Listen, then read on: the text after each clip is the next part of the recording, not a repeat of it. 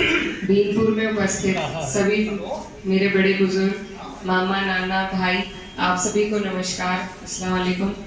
आज आपके बीच हम चुनाव के लिए आए हैं, चुनाव के लिए वोट की अपील करने के लिए। और चुनाव बहुत महत्वपूर्ण है, जैसा कि आप लोग सब जानते हैं कि ये चुनाव सीधी सीधी देश की राजनीति पर प्रभाव डालता है। और 10 साल से हम ऐसी सरकार को देख रहे हैं जिसकी कार्यशैली, जिनकी अभी बात चल रही थी, हमने भी कई उधर धरने दिए, जो हमारे तरफ जो मील है उन पर कई धरने दिए, और ना तो आज तक पुराना भुगतान हुआ है, ना कुछ बढ़ोतरी हुई किसान की आय में, ना ही एमएसपी का दावा आज भी अधूरा है। तो ये जो सरकार है, ये इतने बड़े बड़े काम करती है, इन्होंने सारे पैसे जितने भी इनके पास सब कुछ बेच कर आए, सब उद्योगपतियों के हवाले कर दिए। एक हाथ से देते हैं और दूसरे हाथ से इलेक्टोरल बॉन्ड के जरिए उन्हीं से ले लेते हैं। तो अगर ये चाहते, आपके हमारे लिए लाभकारी योजनाएं बना सकते थे, किसानों की आय में वृद्धि कर सकते थे, लेकिन इनकी मंशा ही नहीं है। खासकर किसानों के लिए धरने पर हर बार हमें बैठना पड़ता है अपने ही पेमेंट के लिए। इन्होंने एक वादा ये भी करा था कि ब्याज देंगे अगर पेमेंट लेट हुई तो, ना तो ब्याज का आज तक कुछ हुआ है। तो अपने ही पेमेंट के लिए जब आपको सरकार के खिलाफ बैठना पड़ता है, ये बहुत ही दुख और शर्म की बात है। लेकिन सरकार को समझ में नहीं आती, क्योंकि आम जनता के लिए सरकार ना करना चाहती है और ना कुछ सोचती है। तो आप लोग सब जागरूक हैं, यहाँ ज्यादातर सब किसान वर्ग के ही लोग हैं, इसलिए ऐसी सरकार जहाँ हमारी सुनवाई नहीं है, हमारी परेशानियों की कोई पहचान नहीं है, वहीं पर हम उन्हें 2 मौके देकर देख चुके हैं। अब वक्त है कि हम लोग कहीं और मौका देकर देखें, नहीं तो इनमें जो इनका घमंड है वो बढ़ता चला जाएगा। और जो आपके यहाँ से मौजूदा सांसद जी हैं, वो उनकी ये विधानसभा भी लगती है, पड़ोस भी लगता है। हमें लगा सिर्फ हमारी तरफ ही नहीं आ जा रहे थे, लेकिन यहाँ भी आके यही शिकायतों का पता लगा।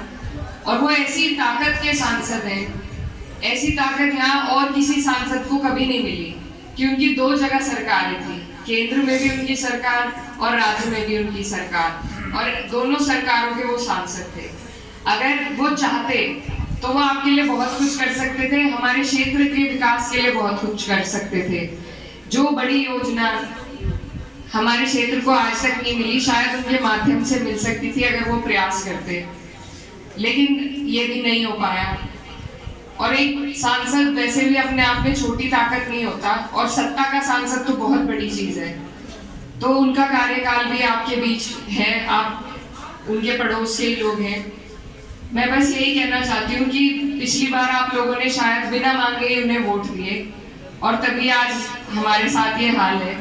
तो सबसे पहले तो यही मेरी विनती है आप सबसे कि किसी भी व्यक्ति को अपना वोट बिना मांगे ना दे। जिस आदमी को इतनी भी कदर नहीं है कि वो आपके बीच आए, आपके वोट की कदर ही ना हो जहाँ, वहाँ वोट देने से कोई फायदा नहीं, फिर परेशानियां ही होती हैं। तो आपके वोट की कदर जहाँ हो वहाँ अपना वोट दें, जहाँ उसका सदुपयोग हो सके वहाँ अपना वोट दें। और मैं इस क्षेत्र की बेटी हूँ, भांजी भी हूँ, और मेरे पिताजी का भी यहाँ पर पुराना जुड़ाव रहा है। मेरी माता जी यहाँ से सांसद रही हैं। तो मैं बस यही कहना चाहती हूँ कि हम, अगर आप मौका देंगे तो मैं भी आपके लिए, जिस तरीके से मेरे पिताजी ने लोगों की सेवा करी, उनके पद चिन्हों पर चलकर मैं भी आप लोगों की सेवा करना चाहती हूँ, अगर आप लोग मौका दे तो। और इसीलिए आज आपके बीच में आपका आशीर्वाद प्राप्त करने के लिए आई हूँ।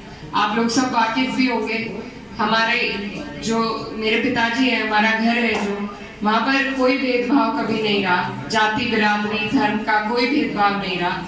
और कोई भी जनप्रतिनिधि होता है, मेरे पिताजी हमेशा कहते थे कि किसी जनप्रतिनिधि की ना तो कोई धर्म होता, ना कोई जाति होती है, सारी जातियां उन्हें अपनी बनानी पड़ती हैं और सारे धर्म उन्हें अपने बनाने पड़ते हैं। तो यही सीख लेकर आज हम चल रहे हैं, और आपसे यही उम्मीद करती हूँ कि इस बार आप अपनी बेटी को भी मौका देकर देखेंगे, और जितना प्यार और मान सम्मान आज आप यहाँ मुझे दे रहे हैं, इसका मैं कभी नहीं भूल पाऊंगी, और आपके विश्वास को कभी नहीं टूटने दूंगी। आपकी लड़ाई यहाँ हो चाहे उसे पूरी मजबूती से लड़ने का काम करूंगी। तो बस आपका सभी का बड़ों का आशीर्वाद चाहिए। बहुत बहुत धन्यवाद।